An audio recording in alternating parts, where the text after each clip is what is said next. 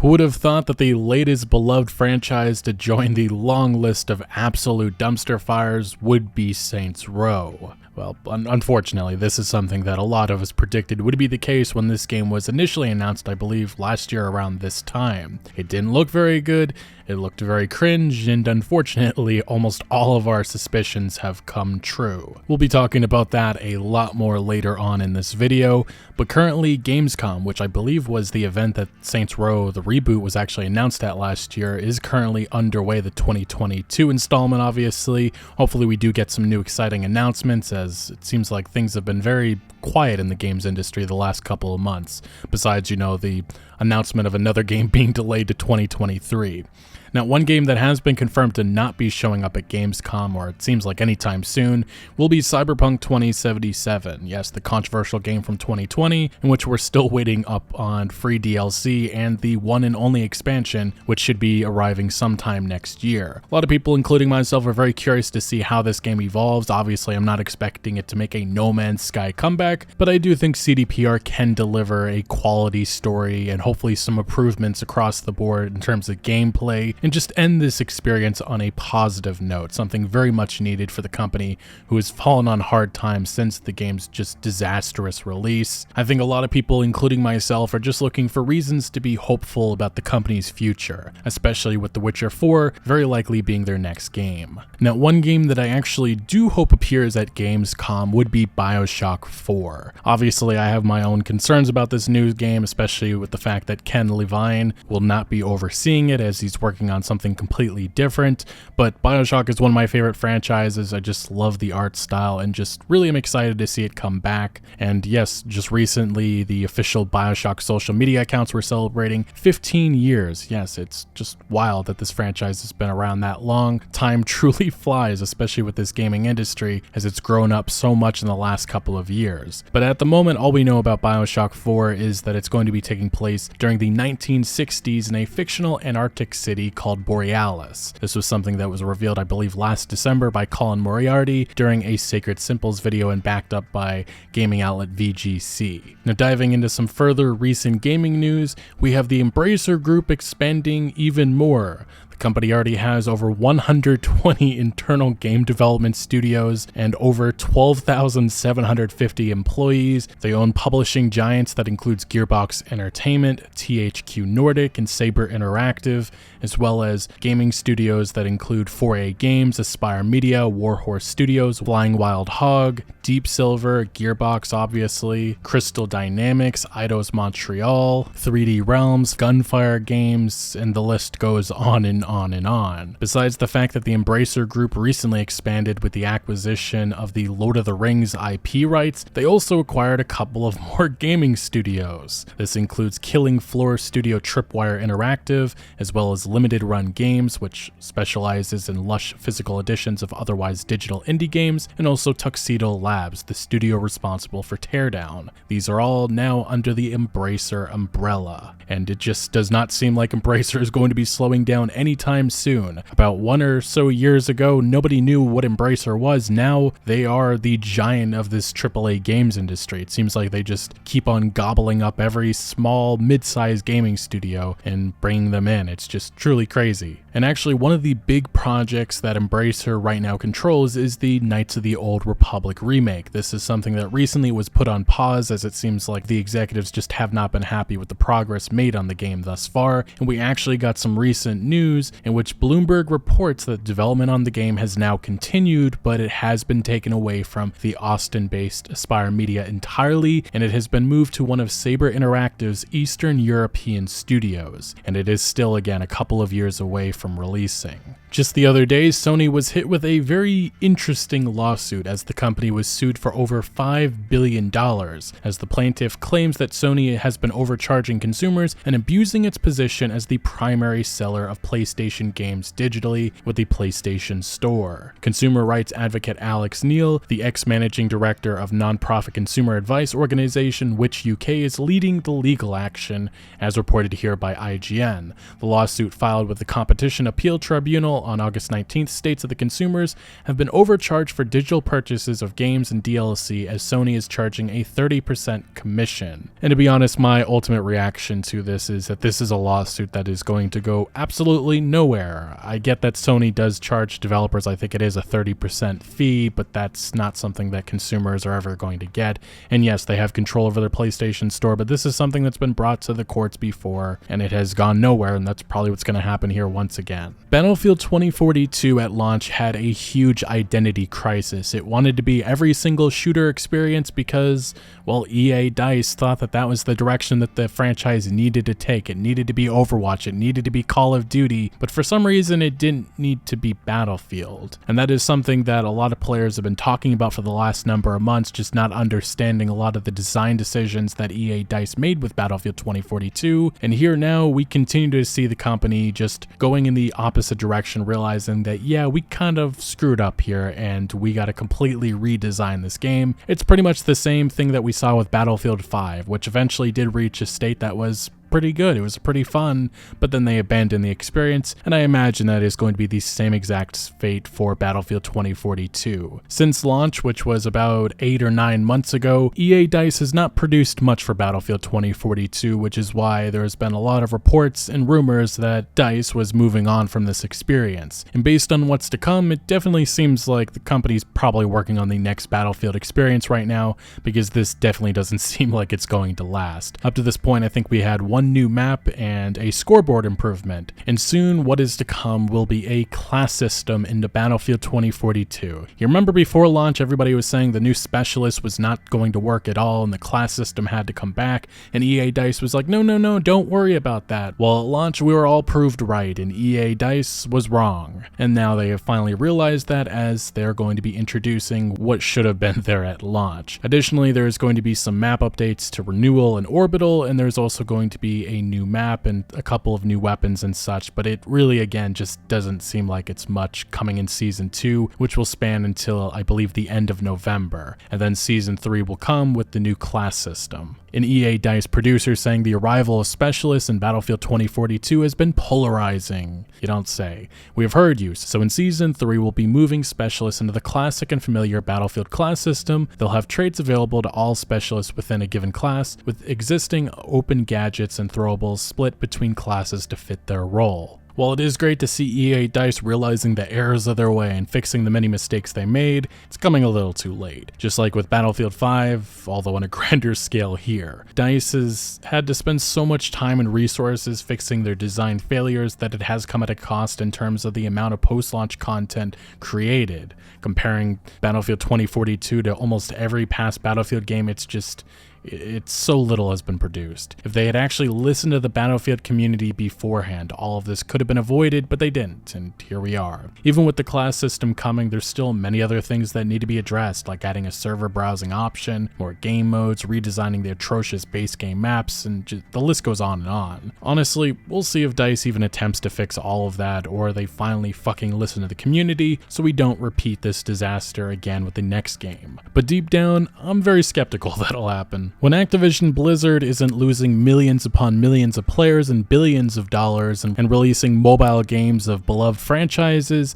they are being accused of stealing skin designs. This is the second time that this has happened in recent weeks. The first time, if you don't know, happened at the end of July, in which an artist posted on Twitter of their Samoyed skin design. And it's just pretty blatant. It looks like somebody who was working on Call of Duty Warzone clearly saw this design wherever it was posted, on maybe an ArtStation, and they just for some reason didn't think anything of it, and they stole it and put it in Warzone. And eventually this went viral. This was something that a lot of people were talking about and looking for answers from Activision. Unfortunately, we did not hear anything, but the skin was removed from Warzone, and we did see this individual, this artist, going on Twitter saying, "At present, there are no good results. My demand is that the official media of Activision formally apologize and explain the situation to me. Not a perfunctory explanation. They were as arrogant as ever, and I was disappointed." That is our last update on that ordeal, and now we have a new one. This one involving a former former Call of Duty developer Robert Bowling,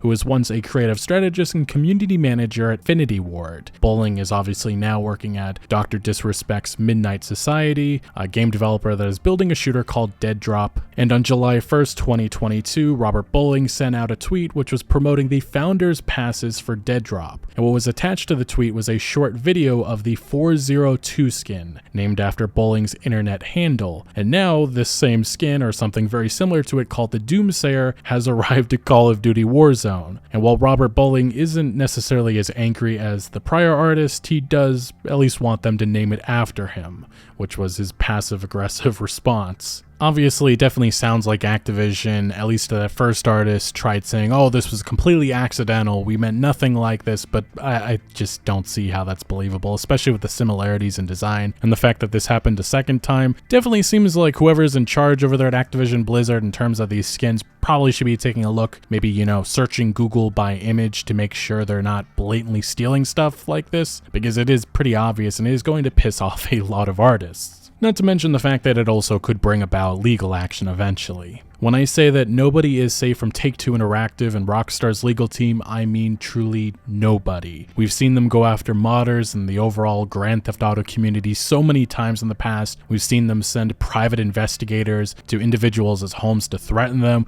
We've seen million-dollar lawsuits thrown at modders just for trying to import a map from an old game into Grand Theft Auto 5. It truly is just crazy and astonishing the lengths that Rockstar and Take-Two have gone to stop their community from having a good time with their games. They truly do not care or see the value in what their community has produced over the years, which has made games like Grand Theft Auto 5 stay relevant for so long. Now though, we have seen that this aggressive legal action from Rockstar and Take-Two's teams has no bounds, as they went after the former founder of DMA Designs and the Grand Theft Auto series. Obviously, if you don't know, DMA Designs is Rockstar Games. This is one of the original founders, Mike Daly. He posted on Twitter to say his videos of prototype versions of Grand Theft Auto from 1994 were removed from his YouTube channel. The prototype version of GTA 1 that Mike posted looked exactly like the released version of Grand Theft Auto 1, just with a few extra bugs. This story coming from RockstarIntel.com. Mike Daly saying in a tweet, I see Rockstar going full fuckers mode again,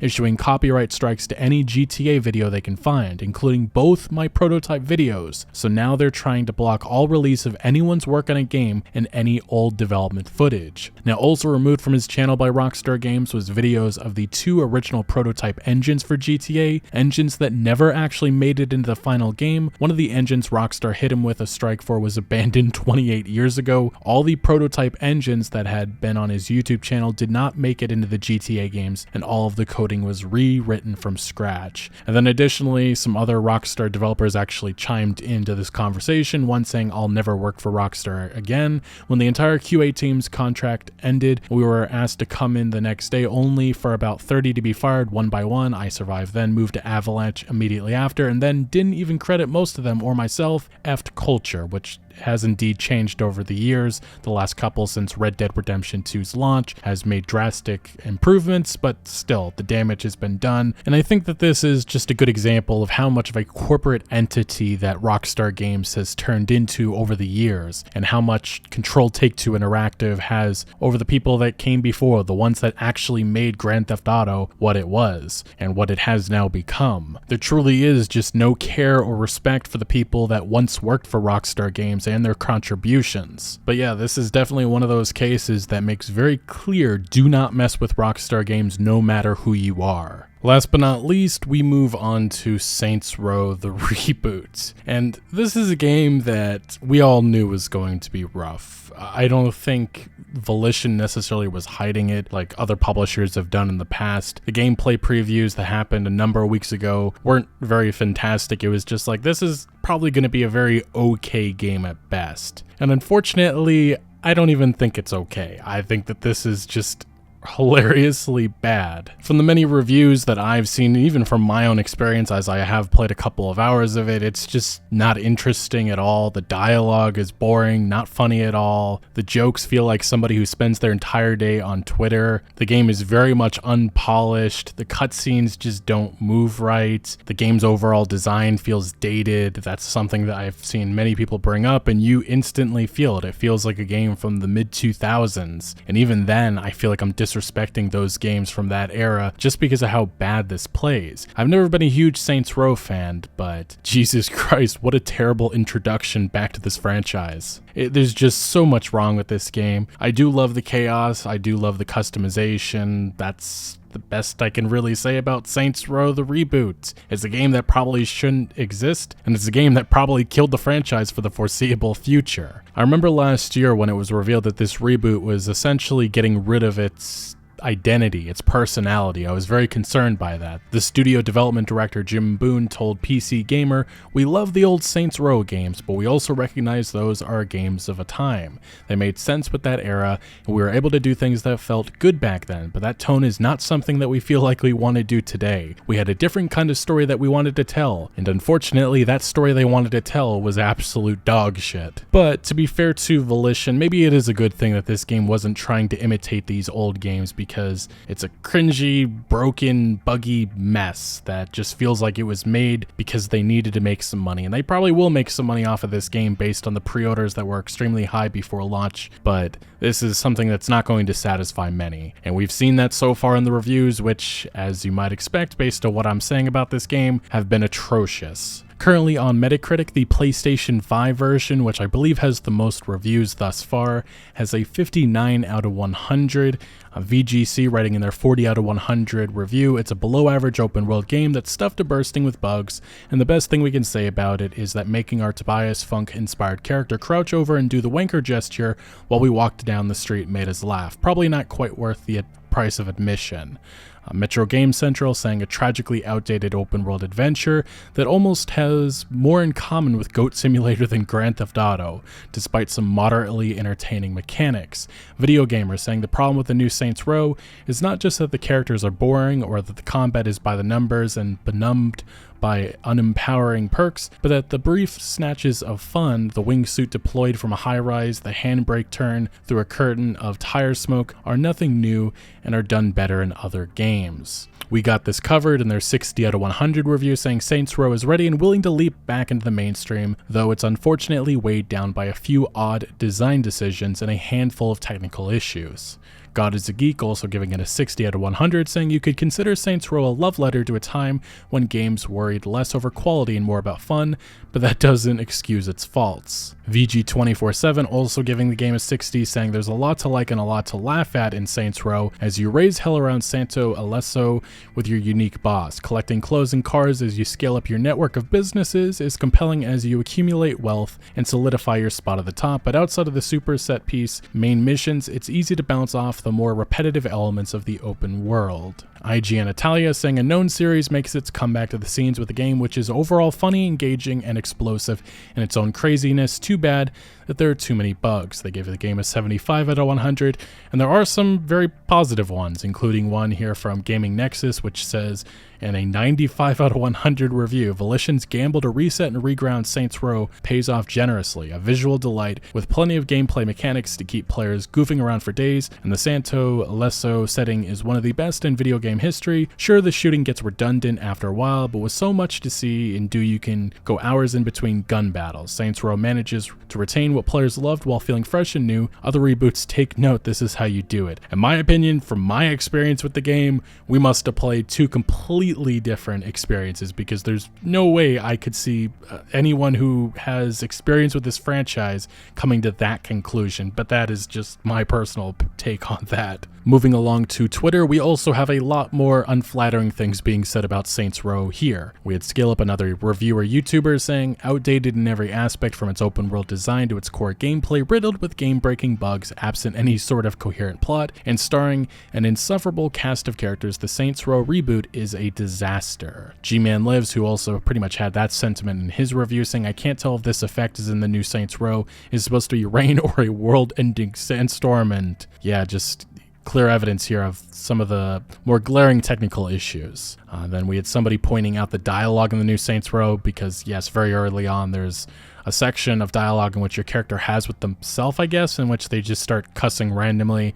This is just an example, at least in my opinion, of the cringy, unfunny dialogue that is throughout this experience. It's very clear that whoever wrote this game was trying to write this game directed at millennials. It doesn't land at all, in my opinion. Somebody pointing out, again, more technical issues, or the fact that this game needed a good another 6 months of polishing up, in which you can see label, too long test text goes here, and yikes. And then apparently these Saints Row heist missions, which come later on, are very much unimpressive. This is coming from, I believe, the IGN review, which says, when I finally unlocked the late game heist missions, I was crushed to find out that you don't get to perform the actual robberies. Instead, you complete the setup phase by taking surveillance photos of security cameras and entrances of the target facility, only to be forced to wait in the car while the rest of your gang straps on the ex-president's masks and goes inside to commit the crime, which is just absolutely ridiculous and screams laziness. And then another YouTuber reviewer, ACG, Jeremy Penter, saying, I fear that Saints Row's complete miss has sucked any air out of the possibility of that series continuing in any kind of meaningful way. To have it not fall from favor but be killed is a pretty ruthless end to August for me. And indeed, there's also a lot of individuals looking at Saints Row 4 in a different light now after this horrendous reboot. So ultimately, to say this Saints Row reboot is disappointing would be an understatement. It's quite clear that Volition just doesn't understand, or didn't understand, what players actually enjoyed about the Saints Row franchise. It was the characters, it was the over-the-topness of it. I know in the years past, a lot of people said that this was just making fun of Grand Theft Auto, but obviously Saints Row 1, Saints Row 2, they were much more than that. They were creative, really unique experiences, but for some reason, Volition just went in a completely different direction with this game, and there's just no focus at all. There's no personality that feels familiar. This is just, it feels very foreign, and that's unfortunate. This is also something that hopefully other developers are very careful with in the future. Yes, I'm looking at Grand Theft Auto 6. But another big question that is on my mind is, what is the future of this current Volition? Because I don't know what it is. After Agents of Mayhem, which was also a big failure, and now this, I really do wonder what Embracer Group will do with this studio, because something clearly has to change. There has to be leadership, shake-up, something, because whatever they've been doing the last number of years, it is not working. Saints Row 4 had its issues. Agents of Mayhem was a mess, and then, well, here we are again with another mess. But anyway, Saints Row, the reboot is out. Have you played it? What are your thoughts on this? And are you planning on buying it if you haven't? Let me know down in the comments section below. But thank you for watching. Make sure to leave a like if you did enjoy this video, or if you found any informative value. And make sure to follow my other social media accounts for updates on new videos. Links are always down in the description below. I'm most active on Twitter, giving opinions on news that I do not always get into video form, so do make sure to follow me over there. Also check out my Discord for all sorts of discussion on games. And again, thank you for joining. Consider subscribing for more videos like this, and I'll see you later.